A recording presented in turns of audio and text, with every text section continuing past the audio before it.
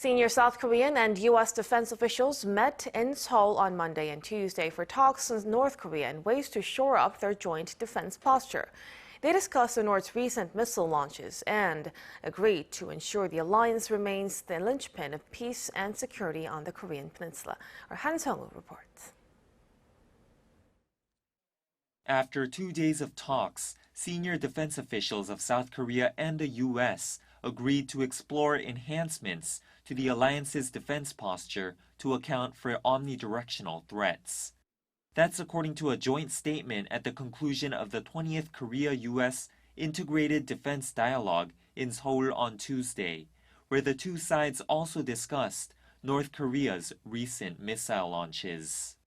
The South Korean and U.S. delegations, led by Deputy Minister for National Defense Policy Kim Man-gi and Deputy Assistant Secretary of Defense for East Asia Siddharth Mohandas, respectively, however, still underscored the importance of diplomacy and the resumption of dialogue to address these changes.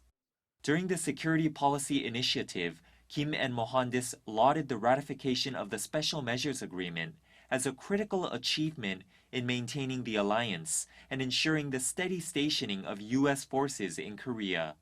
Meanwhile, the Deterrence Strategy Committee saw officials participate in tabletop exercises to review measures to deter and respond to North Korea's threats, including nuclear WMD and missiles.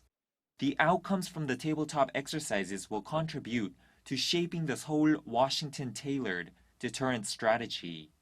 Identifying North Korea's nuclear, WMD, and missiles threats amid a dynamic regional security environment, the U.S. also pledged to utilize the full range of its capabilities to provide extended deterrence, while South Korea pledged to continue developing its military's nuclear and WMD response systems.